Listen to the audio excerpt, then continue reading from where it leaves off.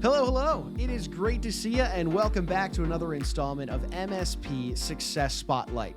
I'm your host and moderator, Ryan Ruff, and as you know, this here is the show where we speak with managed service providers that are rising above the ranks. We're going to talk about some industry insights, and we're going to learn, some of the really the secret sauce, what differentiates them from the rest of the pack. And today, we are bringing you a great guest that we have on the show today. Today, we've got Mr. Dean Lause, the Chief Technological Officer of Argentum IT. Now, Argentum IT and Dean are located and based out of the Louisville, Kentucky area. And I got a few more notes that I want to share with you about Dean before we bring him on and get the conversation rolling. So Dean and his company in Argentum IT, they're focused big time on cybersecurity as well as being compliant. They've got a little bit of a focus also when it comes to just HIPAA as a whole. So we're going to get into that in our conversation. But additionally, Dean's going to be featured in the fall 2021 edition of MSP Success magazine for all his work in this space. Dean's also, get this, the co-author of an Amazon #1 bestseller, On Thin Ice. So make sure you want to check that out on Amazon after checking out the episode here today. But additionally, Dean going to be featured in an upcoming MSP cybersecurity magazine. So we've got him in the MSP Success magazine as well as a cybersecurity magazine. So keep an eye out for that. And then, of course, Dean's going to be following up his conversation today with us as well as his work in this cybersecurity space with another book on cybersecurity coming out later in 2022. And boy, are we excited to see that work from Dean. So, hey, with that, let's go ahead and bring Dean on today to get the conversation rolling and learn a little bit about him and his company. So, Dean, how are you doing today? Thanks for joining us today. Thanks, Ryan. It's good to be here. It's good afternoon. So I'm doing good. Hey, well, we are happy to have you on the show, and I'm excited to get into you and your company because you guys have a big focus on cybersecurity and being compliant, and we've had similar conversations on this show before, and I'm always fascinated by this idea of being compliant and where it's going in the future. So I want to get there in a little bit, but I think a good place for us to start our conversation today, why don't you take me back to the beginning? Where was it along the line that you decided you really wanted to get into cybersecurity and IT solutions? What led you into this field as a whole from the beginning? Well, what led me into the field is basically I was probably 12, 13 years old in high school. Mhm. Computers were just becoming a thing. Um, Basically, my parents had a TRS 80 from Tandy, a Radio Shack, and Uh-huh. basically it was for business. And I wasn't necessarily allowed to touch it, so the TRS 80 was kind of off limits. So I kind Mhm. of talked my parents into buying me a Commodore 64 at the time, which was, the higher end of the Commodore series. The VIC 20 was out, the Commodore 64 was just coming out, and that's where I really kind of got my start. From there, I became interested in the stuff even that much more. I spent, to my mom's chagrin, a little more time on the computers than probably other things that I should have been doing. But Mhm. overall, that's where it kind of started, and it progressed from there. So. So in terms of Um, that progression, yeah, walk me through what that looked like, going into high school, the college years, things like that. Where did your first professional experience with IT solutions, cybersecurity, where did that come into play? from a professional aspect, I mean, I was fortunate enough to live in a Ohio regional area where they had a joint vocational school between the four counties. So I started out doing data processing and accounting, and from there, it kind of, I moved on through a data specialist competition. I can't remember exactly what the data processing specialist competition, which is programming, keyboarding, all sorts of, miscellaneous things that they Mm-hmm. tested you on. I placed second in the region, or excuse me, first in my region, second in the state of Ohio, and 17th nationally. Which, for the time, I think I did fairly good. I mean, it wasn't as good as Yeah. I wanted to do, obviously, but um, I think it was a good run. From there, I graduated. I actually went into the military with a into computer operations, and also worked on the cryptography side and the signal core, but mostly Wow. computer operations with ForceCom. So. Wow. All right. So let me ask you this then. With your military experience in cryptography and working on the computer side of things, how did that kind of push you into this field professionally once you got out of the military? Did you feel like those experiences really helped you once you kind of made that play full time to get into the industry? I think it did. Mm-hmm. One of the things that, I also played, once I got out of the military, I also was fairly active in some, I wouldn't say uh, the nicer side of the world, when it comes to computing, because, I was more curious how things worked, and there was Mm-hmm. a lot of things. So, I understood enough to know how to circumvent things that I probably shouldn't have. But, Sure, sure. just like in high school, I was able to get into systems without, Mm-hmm. just like the attendance systems and the grade systems in high school, I was able to get into that stuff without even really trying. So, Okay. that's where some of this came about. And it's kind of like, okay, is this how it should be? Mm-hmm. And, the answer is no, it shouldn't have been. But, was I too smart for my own good? I don't know. Well, hey, it's really interesting you bring that up because so you were on that side of the proverbial cybersecurity fence, if you will, Yep. and now here you are. You're chief technological officer for Argentum IT. You are working to help bolster your clients' cybersecurity efforts to keep people like you, People out. like me. But Yeah. right, exactly. So talk to me about your business. Talk to me about Argentum IT, what you guys do on a regular basis, the types of clients you serve. Tell me about your company.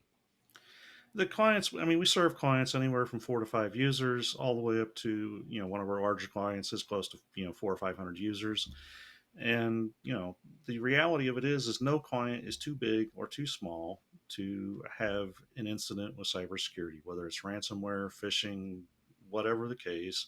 Mm-hmm. And, it usually comes down to the individuals within the organizations not having the proper training Sure. and or the tools being in place to monitor and ensure that things aren't running amok behind the scenes, which, unfortunately, by the time a cyber breach or security incident is actually revealed, it's, the individuals potentially have been in your network for, 6 months or more, just Yeah. like, larger organizations have seen. So, Mm-hmm. they have access to a lot of data, and whether you like to believe it or not, that data is the lifeblood of your organization, so you Right. need to protect it. So, Yeah. So Dean, in your conversations with clients, talk how important is cybersecurity to you and your clients when you are, walking them through the services that you guys provide and how you're going to help their system. What are the kind of conversations that you're having with your clients in regards to how important cybersecurity really is, especially nowadays, but even maybe 5, 10 years ago? What were those conversations like? you know, yeah, 5, 10 years ago, there were no conversations. Mm-hmm. It was assumed, hey, I've got antivirus, I'm covered. And the reality of it is that whole space where that in the last 5 years it's got exponentially worse. In the last year and a half, Mm-hmm. since the whole COVID-19 pandemic started, things have really ramped up. You've had several hacking groups deploy out ransomware to Colonial Pipeline, for instance, banks. There's a lot of cybersecurity stuff that goes on in the industry that most times people don't are not even aware of because it's not even big enough to make the news anymore. That's the sad part. I mean, if you know a bank gets hit with a ransomware attack, is it a big enough news that it becomes published? The answer to that is no, it's not. Mm-hmm. And over the last 6 months, I know of at least 2 or 3 individual banks that have had issues with data loss and being breached. So Yeah. that's people's livelihoods. Right, right. So speaking of that being people's livelihoods, you mentioned earlier that it's the lifeblood of a given company, their data that is. Walk me Right. through how, this is one of the biggest things that you wanted to, I know that in our conversations prior to you coming onto the show that you wanted to make sure you got across to our audience was that you can no longer afford to not Right. allocate dollars and cents towards cybersecurity. It's not a when, it's a now issue, and it's a must. Right. Talk to me about Right. that and what that looks like in your Yeah. conversations with clients. I mean, one of the things that I've always, kind of started bringing to the point, you can no longer be penny wise and pound foolish when it comes to cybersecurity. You can't cut corners on it and hope it's going to go away. Um, Hmm. the reality of cybersecurity is it is something that you need in place today, now, not after the fact. It doesn't matter whether you're, two, three users of an organization, a two or three user organization or 500. If you don't have that security in place where you know what's running on your systems, what is allowed to run, what's not allowed to run, you're potentially letting an individual into your network. Whenever you click on a link in an email, or look at, a link on a website, because there's a lot of things, that run in Chrome and Edge. Internet Explorer is entirely unsafe because of the things that it allows to run. Microsoft is finally going to deprecate it and turn it off in Windows 10. I think within the next year. I don't remember the exact date off the top of my head, but Internet Explorer really needs to go away sooner rather than later. But some of the solutions that we have, the security solutions we have out there help to mitigate a lot of that risk by not allowing things to run that are not, quote, whitelisted or trusted. So Sure. that's one. Yeah, no, super, super interesting there. And Dean, when one of the big topics on this show that we love to discuss is this the really the differentiating factor. What separates the MSPs that we have on this show from the rest of the pack? So, what is it that you want our audience to really know about Argentum IT? What makes you guys unique, and what ultimately makes you so passionate every day to get out of bed and go work for your company? Well, what makes us unique is we take security, I mean, seriously. It's a top priority for myself. And I will tell, my staff day over day, week over week, we actually have a weekly cybersecurity meeting that, they're expected to attend to keep up on the latest trends and, the issues that are going on in the industry. So, I mean, cybersecurity, you know, running an IT organization, yeah, we can do IT. And a lot of people can do IT, but to understand the security side of things and the implications of what you do, along with what the users do, and how that can impact the security of an organization, not just mine, but our customers. You know, it is one of those things where it is a top priority because of that. I mean, Right. I don't personally want to get a call at 6 o'clock in the morning like I have in the past, saying, "Hey, there's something going on in my network. Um, you know, can you take a look at it?" And I have to basically turn around and inform that individual on the other end of the phone that, hey, it looks like your network is being encrypted. It looks like you've got ransomware. Hmm. So, and I've had to Yeah. have that hard conversation. You know, Sure, sure. And that's a difficult conversation to have, especially when you are passionate about your clients. You want to obviously serve them in the best way, shape, or form you can. And one of the big focuses that we have at the end of the day when it comes to cybersecurity is that element of education that you mentioned. So talk to me a little bit about this element of education. When you're going through a relationship with a client, how integrated do you get with trying to educate the client's employees, management on best practices and things like to try and mitigate their level of risk of cybersecurity across the or really cyber threats across the board? Talk to me about this idea of education that you guys do. well, one of the things that we've recently introduced is a program that runs a weekly micro training once a week. It's a 4 or 5 minute tops video that and basically they have to watch it in order to answer the questions right. There's 4 questions. It's not it's a pass or fail. If they don't pass, they have to go back and rewatch it and Hmm. retake the test. That is one of the big things that I've done recently, that has become a what I want to call a staple in the security side of thing from a training aspect, because it does, force the user to basically, stay up to speed, look at things, and, become, somewhat, I don't want to say security experts, but, it helps educate them on what to look for. We've Mm-hmm. also got to plug into our email, Outlook, that also helps to identify, potential phishing emails without them necessarily having to send it in to us every time Mm-hmm. to take a look at it. But it helps because it, that in the process of them looking at potentially a phishing email, it helps point out the things in that email that are also indicators, which also, can help them spot the stuff themselves earlier on, so they don't have to click on it and go through the process of, sending it in for us to look I at. love that. Yeah, yeah. No, it sounds like a very beneficial system overall. And one thing that it seems like we always come back to on this show is that while yes, employees, of course, they're one of a company's greatest assets, but they can really also be a company's biggest risk when it comes to Yeah, cybersecurity. most definitely be they're one of the biggest risks. Yeah, so education and efforts obviously super important. So I'd love to hear that you guys have a testing system really in place, on a regular basis to make sure that you're constantly really bolstering those educational efforts among your clients as employees. But kind of shifting gears a little bit here, Dean. One thing that you guys bring that's a little unique to the table, with Argentum IT is that you guys have a focus kind of on around HIPAA and this idea of being compliant when it comes to cybersecurity. Talk to me about this. What is your dealings with being compliant? What's your outlook on becoming compliant in this space? Where do you see compliance really going as well down the road? Well, we'll start off where compliance is going. Sure. Compliance is, in general. I mean, you've had HIPAA around for years now.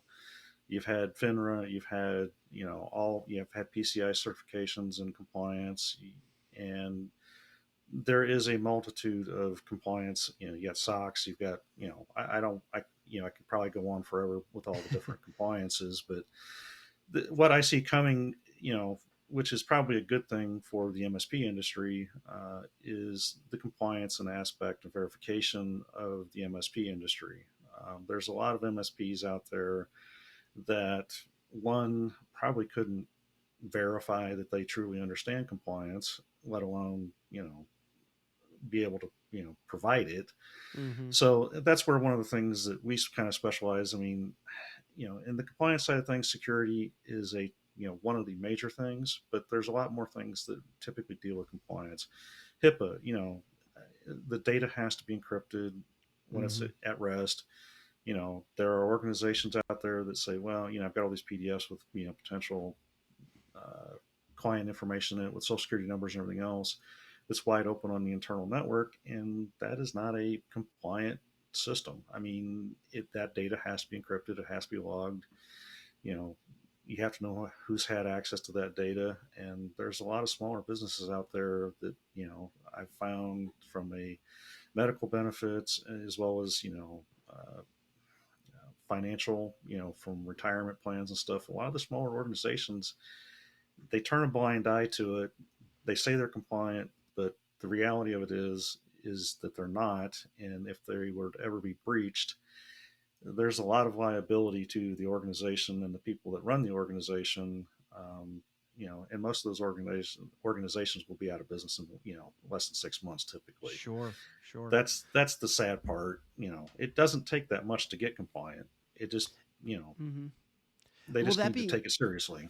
Yeah, So yeah. That being said, given what's at stake really with the data and that can be harvested from cybersecurity threats, do you see more rigid levels of compliance entering the picture as we move forward, technologically speaking?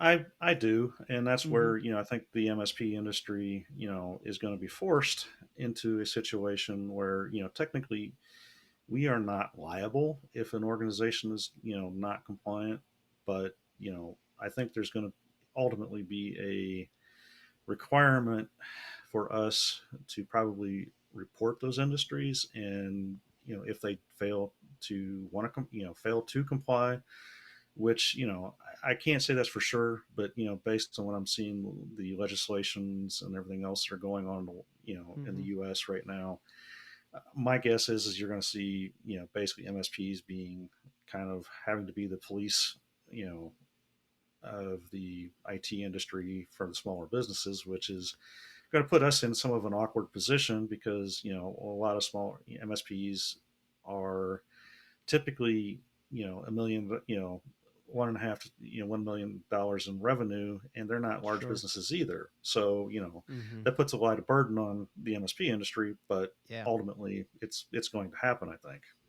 Yeah, well, and at the end of the day, I think the argument can also be made is, hey, it's going to lead to a safer system all around. Right. Yep. Which obviously that's the end goal. That's what everybody wants. It just might take a little bit more to get there. Um, but hey, I'll tell you what. One thing that I do really want to make sure I ask you because it's a really important point, and we go through it with just about everybody that comes on the show is walk me through what that what your onboarding process looks like. Maybe a new client's coming in the door for that first meeting to really just kind of get an idea as to all of the work that you're going to be doing with them and to have you kind of provide an overview on what you're going to do for them.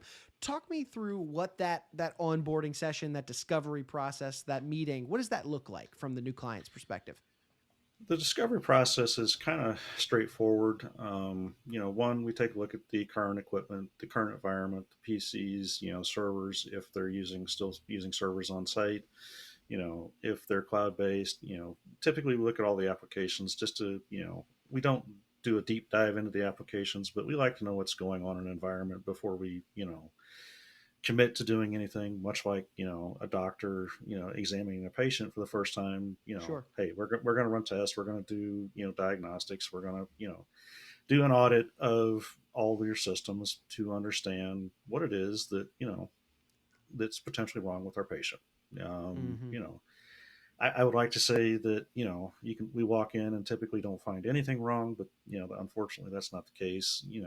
We are there to, understand and hope, drive the customer to a better place. I mean, ultimately it may take 6 months to a year, and that's typically why we ask for a 3-year agreement, because we know the first 6 months to a year there's a lot of things that potentially are going to have to change, get up to speed. Mm-hmm. I mean, from that aspect, we try to, make it a tolerable, but yet, understood process that, hey, we're here to secure the environment, we're here to get you up to speed, and ultimately that results in fewer problems and more increased productivity for, not only, the organization but the end users as well. So Sure, sure. I love that. Well, yeah, thanks for kind of peeling back the curtain, giving us a little insight on that discovery process, because of course it's a very important moment, in that relationship with a new client. So, Dean, let me ask you this then: if somebody out in the audience, they're listening, watching our conversation today, they're interested in your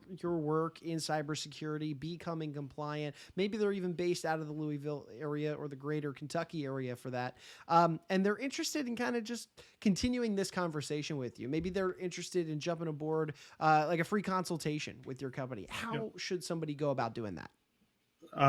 Easiest thing to do would be give us a call. Our phone number is, basically the 502-473-9330. That goes directly to the sales. That's myself and my admin assistant. Plus, I've got an answering service if for whatever reason we're tied up.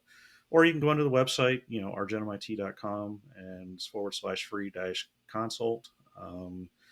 And, sign up there, and, we'll put you in line to run an audit and kind of, see, basically give you the pulse of, your organization. So an overall health grade, so to speak.